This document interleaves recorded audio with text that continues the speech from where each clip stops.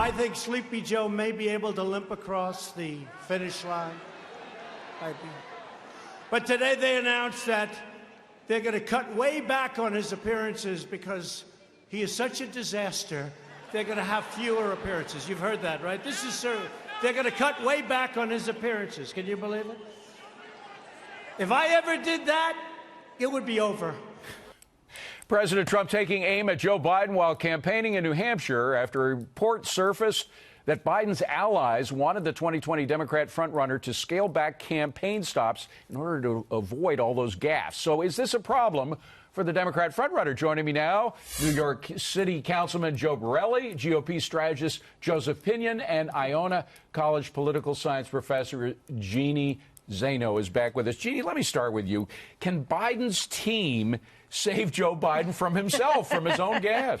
It's going to be hard. I mean, let's face it, Joe Biden has done this twice before, and both times he made very similar types of gaffes, and both times he was not successful in capturing the nomination. You mean years ago? Years ago, and now, you know, then we had him 8 years as vice president. We have to say he's still very comfortably in the lead of the Fox News and most of the other major polls, but the gaffes do hurt him, especially to the extent that they make the case that the president tries to make over and over, which is that he is not ready for prime time due to age and other issues that have made him stumble. And his gaffes have not, Joe, improved over time. No. I mean, and yet when you see the president, I'm just wondering if there's going to be a sympathy vote for Joe. That is, you don't kick a man when he's down. Is the president kicking him too much? No, I mean, this is a competition for the president of the United States of America. Absolutely. When your allies are playing the game of hide Biden till Election Day, when your, best friend, according to Joe Biden, Barack Obama, in this report, and I think it was The Hill,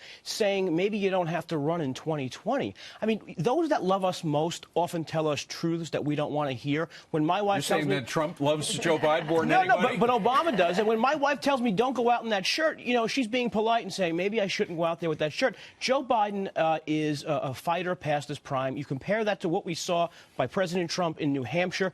He was proving to the world that he is at his fighting weight. He's in a stadium with 13,000 people. 13,000 people is 1% of the population of New Hampshire. Show me the Democratic candidate, Biden or otherwise, that's doing that. And Joseph, when we go in, Fox News does and goes into nearby diners and so forth at these rallies, and the one comment that you heard most often was about the president's performance the other night was energy. Right. His energy is just extraordinary. And you ask anybody who works for him, by the way, his energy's too much for most of the people that are half his age trying to keep up with him. Look, I think that if there's one common thread right now for the Democrats, going all the way back into 2016, they keep placing their faith in gladiators past their prime. Hillary Clinton in 2016 was not the Hillary Clinton of 2008. You talk about the Mueller report. People said that Bob Mueller was going to come in and save the day. Turns out he shows up on Capitol Hill, a man that might still be a patriot, but a man diminished from his prime. And now they've again placed their hopes in Joe Biden, who the gaffes remain the same, but I think the vigor that we all expect of Joe has also declined. But Jeannie,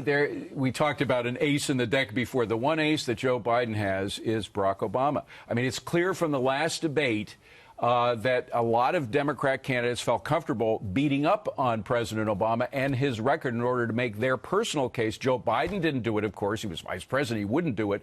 But will President Obama begin to actively campaign for Joe Biden now? And could that turn the tide? First of all, I think it was a horrendous mistake on the part of the Democrats to beat up on President Obama, who remains for Democrats the most popular figure in the party, bar none.